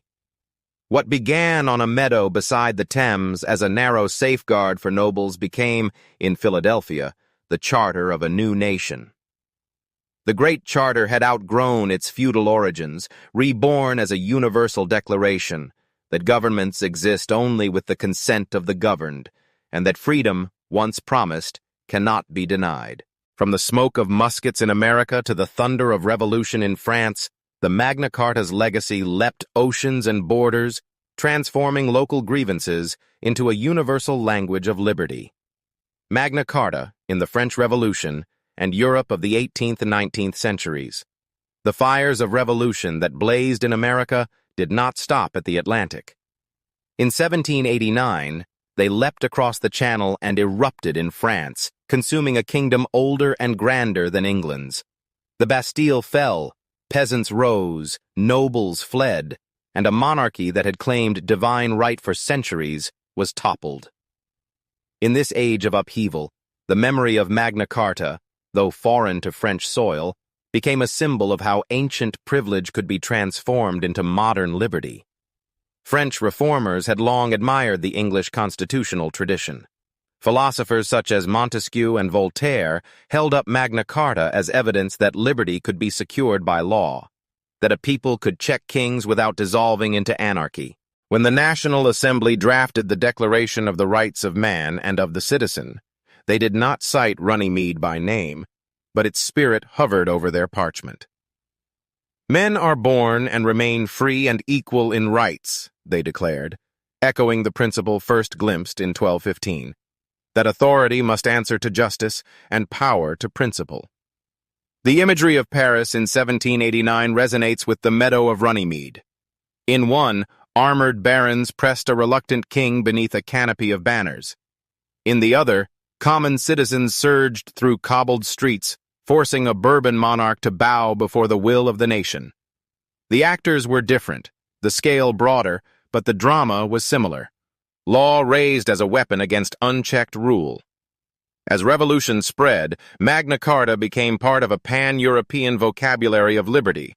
In the Netherlands, reformers cited it in their resistance to aristocratic privilege. In Poland, where the Constitution of 1791 attempted to balance monarchy with parliamentary authority, observers compared it to England's medieval charter. Across the continent, the name Magna Carta was invoked not for its specific clauses about scutage or fish weirs, but for what it represented: the first written promise that rulers could be bound by law. The 19th century carried this legacy further. In the wake of Napoleon's conquests, Europe trembled with new revolutions: 1820 in Spain, 1830 in France. 1848 across almost every capital from Berlin to Vienna. Each uprising drew upon the memory of earlier struggles, and Magna Carta stood among those memories as a beacon of legitimacy. To demand a constitution was to demand, in effect, a Magna Carta for one's own people. In France's July Revolution of 1830, protesters waved banners calling for liberty under law, echoing the same cry voiced by England's barons 6 centuries earlier.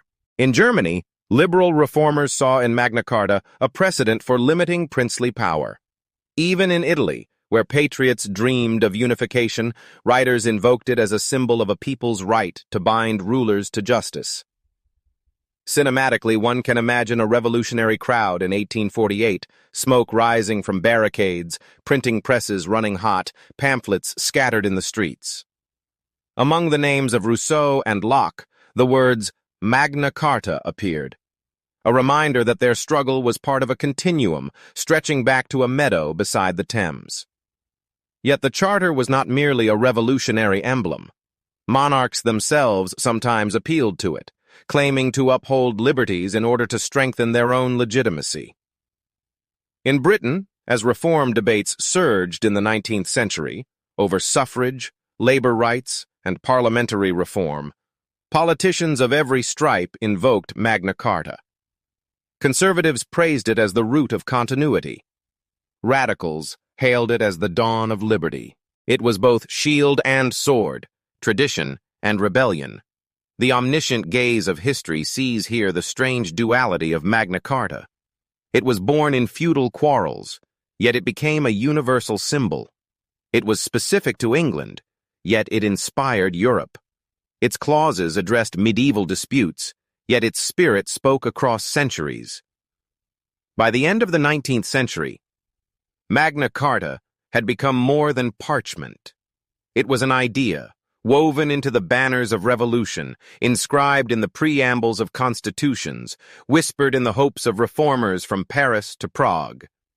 From Runnymede to the Bastille, from the English Commons to the barricades of 1848, its echo was clear.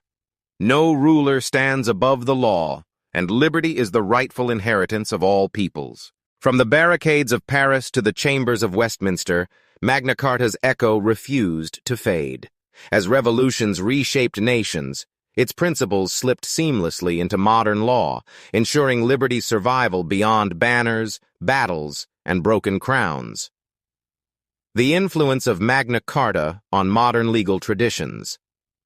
By the 19th century, Magna Carta had transcended its medieval birth, no longer merely a peace treaty between king and barons, but a pillar of modern law. Its spirit coursed through parliaments and courtrooms, shaping doctrines that became the lifeblood of constitutional governance. What had once been inked on vellum by weary clerks at Runnymede now echoed in the language of statutes, judicial rulings, and political manifestos across the globe. At the heart of this transformation lay the principle of habeas corpus, the protection of the individual against unlawful detention. Though not named directly in Magna Carta, the promise that no free man could be imprisoned except by the law of the land became its foundation. In England, the Habeas Corpus Act of 1679 gave that principle teeth, making it possible for courts to demand that any prisoner be brought forth and judged according to law. The image is powerful. A jailer ordered to produce his captive, not at the will of a monarch, but at the command of law. It was Magna Carta's most enduring child, a shield against tyranny in every age. Equally potent was the doctrine of due process of law. This phrase, first coined in the 14th century, grew directly out of Magna Carta's insistence on lawful judgment. By the modern era, due process had become a universal watchword. In Britain, it was woven into the common law. In America, it was etched into the 5th and 14th Amendments. From London to Washington, judges spoke of Magna Carta as if it were still alive, breathing through the centuries, declaring that liberty cannot be stripped away without fair procedure. The reach of Magna Carta extended beyond courts into the chambers of parliaments. Its declaration that taxation required the common council of the realm evolved into the principle of parliamentary consent. By the 18th and 19th centuries, this principle had hardened into constitutional dogma. Governments must not tax without representation. It was invoked during Britain's Reform Acts, cited in debates over suffrage, and echoed across empires as colonial subjects demanded a voice in their governance. The Charter also left its mark on emerging democracies. In Canada, Australia, and India, lands once bound to the British Crown, Magna Carta was invoked in struggles for self-rule and civil rights. In each case, the name carried weight not because its clauses applied literally, but because it symbolized the ancient and universal truth that law must bind rulers. Even in places where feudalism had never taken root, Runnymede's spirit became a touchstone. The imagery of the 19th century courtroom captures this continuity. Picture a barrister in wig and gown, citing Magna Carta before solemn judges. He does not argue about scutage or fish weirs, but about liberty, justice, and equality before the law. Across the ocean, in America, a lawyer invokes the same charter in defense of a client accused without trial. The parchment of 1215 had become a global language, translated into every constitution that claimed to defend freedom. By the 20th century, Magna Carta was etched into the international order itself. The Universal Declaration of Human Rights, 1948, bore its imprint, affirming that no one shall be arbitrarily arrested or deprived of liberty. Winston Churchill, amid the storm of the Second World War, called Magna Carta the charter of every self-respecting man at any time in any land. For him, it was not medieval nostalgia, but a rallying cry against tyranny, proof that liberty once demanded could never wholly vanish.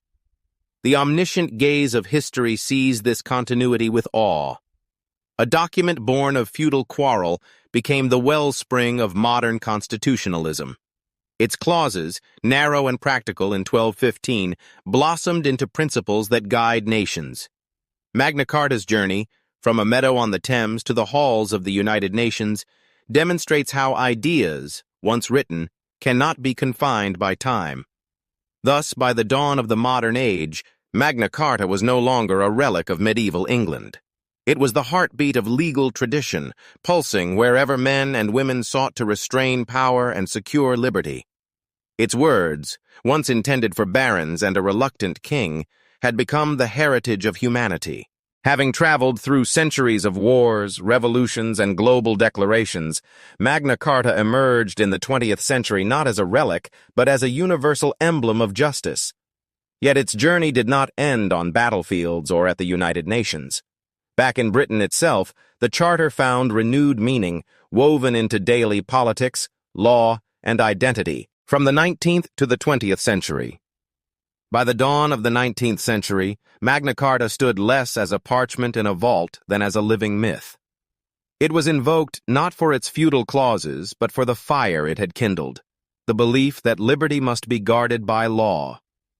In the century of revolutions, reforms, and empires, the Charter became a rallying banner, carried into debates that its authors could never have imagined. In Britain, the Charter's spirit breathed through the Reform Acts.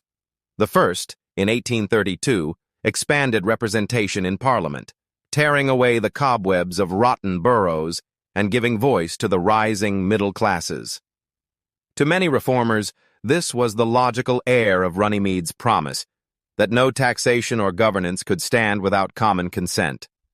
They looked upon Magna Carta not as a relic, but as a lamp, casting light upon the path of constitutional progress. Each successive reform, 1867, 1884, seemed another echo of the meadow where power had first been bound by law. The laboring classes, too, claimed the Charter as their inheritance. Chartists in the 1830s and 1840s, demanding universal male suffrage and fairer representation, carried banners emblazoned with Magna Carta's name. They spoke of the People's Charter, as if they were heirs to those barons of 1215, demanding that rulers respect the governed. The imagery was clear. Peasants once forced a king to kneel. Now workers would compel Parliament to listen.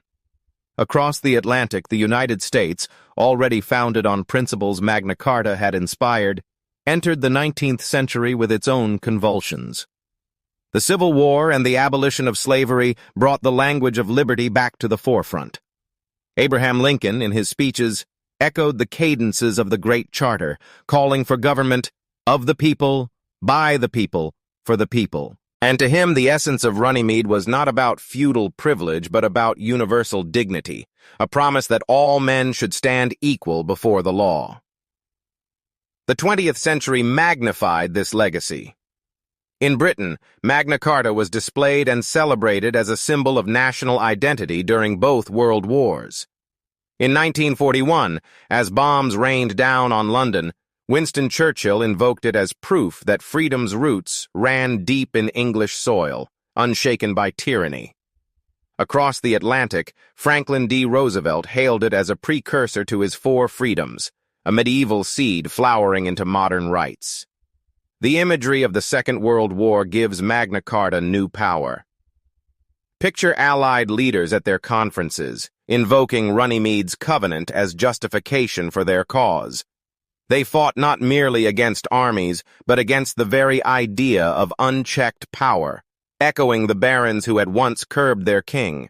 The meadow of 1215 seemed distant, yet its spirit marched alongside the soldiers of Normandy, pulsed in the speeches broadcast across the airwaves, and steadied the pens that would draft a new international order. That order found expression in 1948 with the Universal Declaration of Human Rights. Here, Magna Carta's spirit crossed borders entirely, no longer English or European, but universal. No one shall be subjected to arbitrary arrest, detention, or exile, declared Article 9. The language could have been lifted from the Thames meadow centuries before. The barons had spoken for themselves. Now humanity spoke for all. In the colonies of Britain, from India to Africa, Magna Carta was invoked as both shield and sword. Independence leaders used it to argue that self-rule was a natural extension of English liberty. The irony was sharp. A charter meant to protect the privileges of medieval lords became a beacon for decolonization. Yet such was the flexibility of myth, the ability of words, once bound to one meadow, to travel the world. As the 20th century deepened, Magna Carta remained on display, both literally and symbolically. Original copies were exhibited in cathedrals and museums, revered like relics of a civic religion. Pilgrims came not to worship saints, but to honor clauses that promised liberty. The parchment, fragile and yellowed, seemed an unlikely talisman for an age of machines, mass politics, and nuclear power. Yet its resonance grew stronger, precisely because it offered continuity amid change. The omniscient eye of history sees the irony and the grandeur. A medieval compromise, born of distrust, had become the moral compass of modern democracy. Through revolutions, reforms, wars, and declarations, Magna Carta had been transformed from a treaty of convenience into a universal covenant. Thus, by the close of the 20th century, it was no longer the voice of 25 barons on a meadow. It was the voice of millions, rising in parliaments, courts, and assemblies across the world. What began as ink on vellum had become the living breath of liberty. From the dawn of the 19th century to the battlefields of the 20th, Magna Carta's spirit refused to fade. What began as a beacon for reform and revolution evolved seamlessly into a rallying cry against tyranny and the foundation of human rights. The 20th century, world wars, and human rights. The 20th century opened with shadows already stretching long across Europe. Empires jostled for supremacy, and the thunder of industry forged new engines of war. In this crucible, Magna Carta, once a feudal covenant, was reborn as a moral compass, summoned to justify the defense of freedom against the rising tide of tyranny. When the First World War erupted in 1914, governments across Europe declared they fought to preserve civilization itself. British leaders, invoking centuries of liberty, looked back to Runnymede. The meadow by the Thames became more than memory. It became a battlefield symbol. Soldiers in the trenches were told that they carried forward a tradition older than gunpowder, older even than the crowns that sent them to war. The Great Charter whispered across muddy no-man's lands, its promise of law over arbitrary will a counterpoint to the barbed wire and machine guns of modern slaughter. The aftermath was bitter. Millions were dead, monarchies collapsed, and the old order crumbled. Yet even amid despair, Magna Carta's spirit flickered. In the creation of the League of Nations, in Woodrow Wilson's 14 points, in movements for self-determination, one could hear faint echoes of Runnymede's cry, "Power must be checked, justice must be shared, peoples must be heard." But it was the Second World War that burned Magna Carta into the very fabric of modern human rights.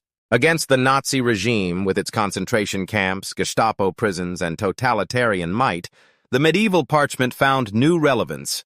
This was no longer about barons curbing a king, it was humanity resisting annihilation. Imagine Winston Churchill in 1941, his voice carrying across bomb-shaken London, declaring that Magna Carta was proof of a civilization rooted in liberty. He framed Britain's struggle not as a fight for empire, but for the ancient right of people to be free from arbitrary power. Across the Atlantic, Franklin D. Roosevelt responded with his vision of the four freedoms: freedom of speech, of worship, from want, and from fear. Freedoms that seemed like modern heirs to the barons' demands on that windswept meadow. As Allied troops stormed the beaches of Normandy in June 1944, journalists and statesmen alike invoked the irony. Men once swore oaths on a meadow in England to defend liberties, and now men from across the globe bled on French sand to preserve them. The Magna Carta spirit had crossed oceans and centuries, now standing as a silent comrade beside every soldier who resisted tyranny. The climax came in 1945. The Nuremberg trials sought to hold leaders accountable not as victors punishing the vanquished, but under principles rooted in law. For the first time in history, heads of state were told, "You are not above justice." The resonance was unmistakable. Centuries earlier, barons had declared that not even a king stood above the law. Now, at Nuremberg, the world declared that not even a Führer stood above humanity's code. In 1948, the echo of Runnymede reverberated once more, this time in Paris. The United Nations adopted the Universal Declaration of Human Rights. Article by article, it carved into international conscience the same principles that had first taken root in England: the right to life, liberty, and security, the right to a fair trial, the protection against arbitrary detention. Where the barons had spoken only for their class, the United Nations spoke for all humanity. Magna Carta's medieval ink had blossomed into a universal covenant. Even in the colonies of the British Empire, the Charter's ghost marched. Leaders from India, Africa, and the Caribbean pointed to Magna Carta as proof that liberty was not Britain's possession, but the birthright of all. Gandhi himself, in speeches, referred to the hypocrisy of Britain denying freedoms abroad that it claimed at home. Thus, the meadow of Runnymede became a banner of decolonization, wielded by those who sought to end empire, not uphold it. By the century's close, Magna Carta was no longer a charter of nobles, but a symbol for humanity's survival. Displayed in Washington during the war, carried into debates at the United Nations, cited by presidents, prime ministers, and activists alike, it became a scripture of freedom. Its clauses, once about fish weirs and feudal dues, had faded. What remained was its soul, the eternal proclamation that no power is absolute, no authority unchecked, no human beneath the dignity of law. The omniscient eye sees the irony sharpened into destiny. A treaty of compromise between a failing king and rebellious lords had risen across centuries to challenge dictators and empires, to shape declarations and tribunals. Magna Carta had become not just the seed of liberty, but its enduring flame. From global battlefields and declarations of human rights, the story returns home. For while Magna Carta had become a universal emblem, Its truest heartbeat still echoed in Britain itself, shaping politics, law, and identity in the modern age. Magna Carta in modern British society. 8 centuries after its sealing, Magna Carta still breathes in the heart of Britain, not as a relic entombed in glass, but as a living emblem woven into the country's laws, its culture, and its conscience. The meadow of Runnymede has long since quieted, but its echo continues to reverberate through the corridors of Westminster, the chambers of British courts, and the classrooms where children first learn the language of liberty. In Britain today, Magna Carta is not quoted in the detail of its clauses. Few citizens can recite its articles on fish weirs or feudal obligations. Yet its presence is everywhere, a foundation stone hidden beneath modern architecture. It is invoked whenever parliamentarians debate limits on executive power, whenever judges weigh questions of habeas corpus, and whenever journalists speak of a free press as the rightful guardian of the people. Consider the House of Commons. Here, centuries after barons forced a king to the negotiating table, elected representatives wrestle with questions of sovereignty, liberty, and accountability. Brexit itself was often framed by politicians as a return to ancient liberties, with Magna Carta summoned to support arguments from both sides. Some saw in it the assertion of self-rule against outside authority. Others saw in it a reminder that power must be restrained, no matter how loudly clothed in national will. The debates revealed less about the parchment itself and more about its symbolic power, a mirror into which every generation projects its own struggle for freedom. In the courts, Magna Carta's legacy is more tangible. The right to a fair trial, the principle that detention cannot be arbitrary, and the insistence that no one, not even the monarch, is above the law, all flow directly from its ink. When judges rule against overreach by government ministers, they sometimes speak the ancient phrase, "To no one will we sell, to no one deny or delay right or justice." Yes, in those words, drafted in Latin on sheepskin 8 centuries ago, citizens recognize the voice of their own protection. Beyond politics and law, Magna Carta thrives in the realm of education and national identity. School children are taught to see it as the birth certificate of liberty, a symbol that binds the island's story to the larger narrative of Western democracy. At Runnymede itself, monuments rise. An American memorial gifted by the American Bar Association, honoring the Charter's role in inspiring the U.S. Constitution. A meadow marked as sacred ground for liberty's long journey. Tourists walk quietly through the site, grass whispering beneath their feet, as if listening for the voices of 1215. Yet Magna Carta's role in British society is not unchallenged. Critics argue that the document's myth has outgrown its reality. They note that most of its clauses were repealed within years, that it was less a charter for all people than a pact among elites, and that true democracy only arrived centuries later. Still, even skeptics acknowledge that the idea of Magna Carta has become greater than its text. In a society wrestling with surveillance laws, digital privacy, immigration rights, and anti-terror legislation, the Magna Carta is repeatedly resurrected as a shield, proof that liberty is not a gift of governments, but an inheritance of the governed. The omniscient eye sees its modern paradox.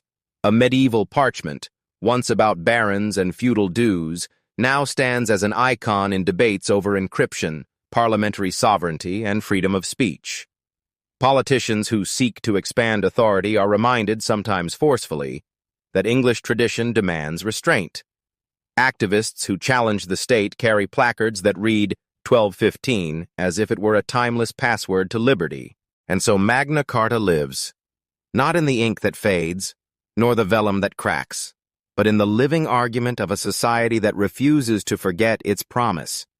It has become Britain's secular scripture, recited in moments of doubt, wielded in moments of crisis. Its meadow may be quiet, but its voice is unending, telling each generation, the law is greater than the crown, justice is greater than the sword, and liberty, once demanded, can never be silenced. In the end, Magna Carta in modern Britain is less a document than a dialogue, a perpetual conversation between past and present, between parchment and people. From the shadow of Westminster to the classrooms of schoolchildren, it continues to remind a nation who it is and who it strives to be. Magna Carta's journey from a narrow feudal bargain to a universal emblem of liberty reveals its greatest power: reinvention across centuries. Yet to grasp its true weight, it must be placed in dialogue with other charters and declarations. For only by comparison can we see how this medieval seed grew into a global tradition of human rights and democracy. The initial limits of Magna Carta. When the ink first dried on the vellum sheets of Magna Carta in June 1215, it did not look like a universal declaration of human rights. It was, in truth, a narrow settlement, born from desperation and written for a select few. The barons had forced King John to the meadow not for the common farmer or the town merchant, but for themselves, the lords whose castles and swords could challenge the crown. The charter's language revealed its exclusivity. Its protections were aimed at free men, a term that excluded the vast majority of England's population. Serfs, bound to their lords' estates, with no freedom of movement or voice in politics, found no salvation in its clauses. Women, too, were largely absent, mentioned only in relation to marriage dowries or inheritance. Even townsmen and craftsmen, whose bustling markets fueled the kingdom's wealth, remained shadows in its text. The promises of liberty, as first sealed, belonged to an elite circle, nor was its permanence assured. Within weeks, John appealed to Pope Innocent III, declaring that he had signed under duress. The Pope obliged, issuing a bull that annulled Magna Carta as illegal, unjust, harmful to royal rights, and shameful to the English people.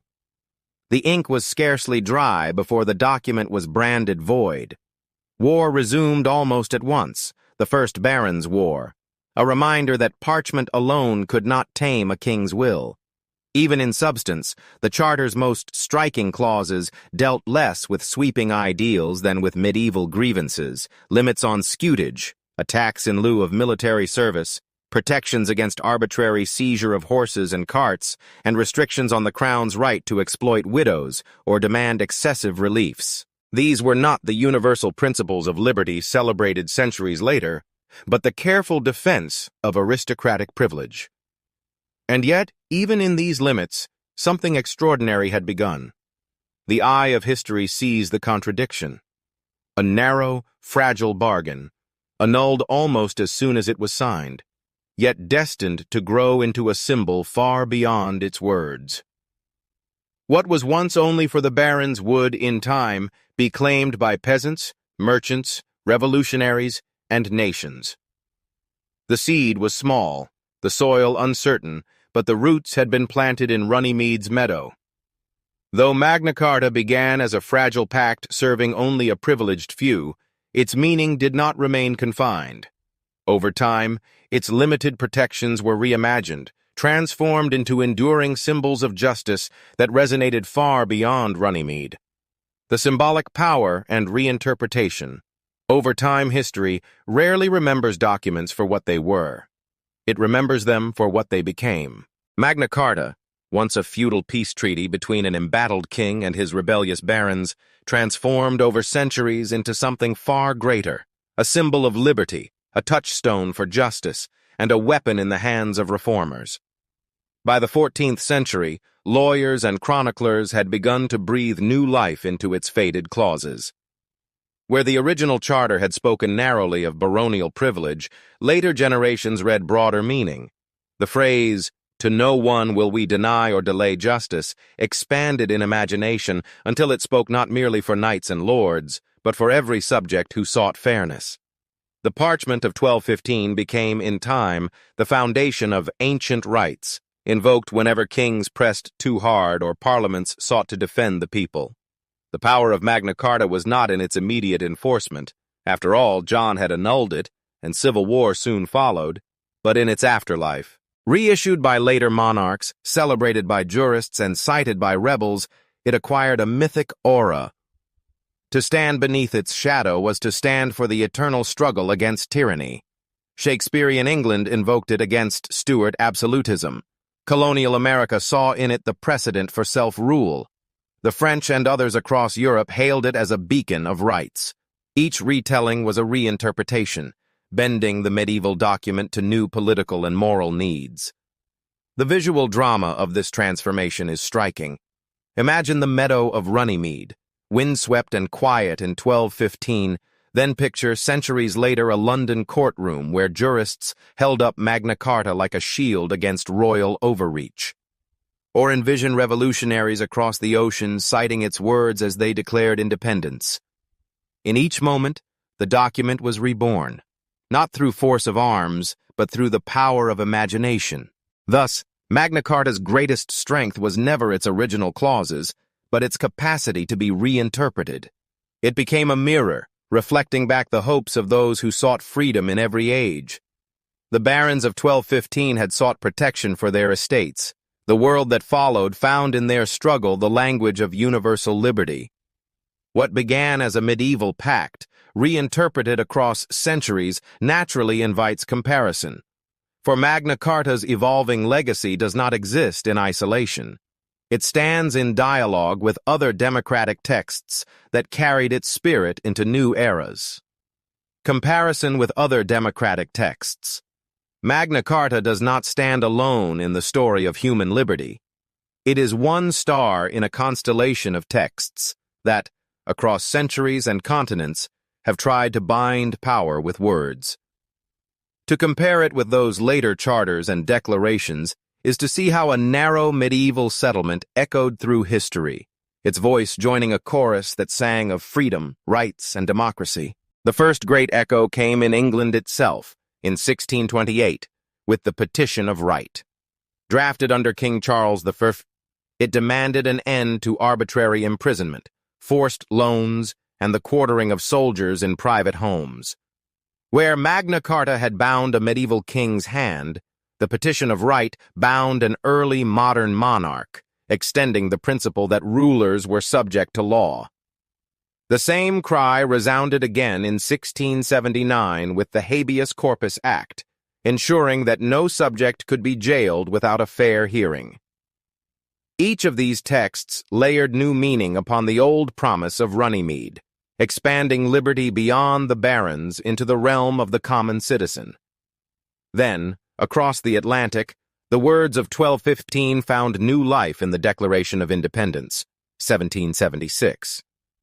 When Jefferson and his peers listed the abuses of King George III, their cadence echoed Magna Carta's distrust of unchecked monarchy. No taxation without representation recalled the barons' demand that the king could not levy scutage without their consent. What began as a quarrel over feudal dues became, in the New World, a justification for breaking an empire apart. The U.S. Constitution, 1787, and its Bill of Rights, 1791, carried the thread further, creating a system where government itself was shackled by law, a republic born under the long shadow of Runnymede. In France, too, the resonance was clear. The Declaration of the Rights of Man and of the Citizen, 1789, a child of revolution, declared that men are born and remain free and equal in rights. It was not barons, but the people themselves who now stood against tyranny. Where Magna Carta had spoken to lords protecting their privileges, the French Declaration thundered with universality. Yet the spiritual kinship remained. Both asserted that authority must be limited, that justice could not be denied, and that rulers were not above the law. Other documents carried the torch onward. The Universal Declaration of Human Rights, 1948, adopted in the aftermath of World War and genocide, proclaimed rights that transcended nations, races, and creeds. Though far removed from the feudal meadows of England, its architects often traced the genealogy of their vision back through centuries of constitutional struggles, to Magna Carta, the Petition of Right, and the Bill of Rights. To set Magna Carta beside these later texts is to see its paradox. By itself, it was small, fragile, and limited. Yet, like a seed, it carried within it the DNA of modern democracy. Each new generation watered that seed, reinterpreting its promises, expanding its scope, and universalizing its message. In cinematic terms, Magna Carta was the prologue, a dimly lit stage on which a medieval king and his barons performed. The later declarations were the full drama, bright and thunderous, filled with revolution, philosophy, and global aspiration. And yet, without that prologue, the drama might never have begun. Runnymede was not the birth of liberty, but it was the birth of a tradition, the belief that words written on parchment could outlast kings, empires, and centuries. To compare Magna Carta with its descendants is to see not a relic, but the first chapter in humanity's long manuscript of freedom. Though Magna Carta began as a fragile pact of barons and king, history refused to let it fade. Each age reimagined its meaning, carrying the charter beyond its feudal birth.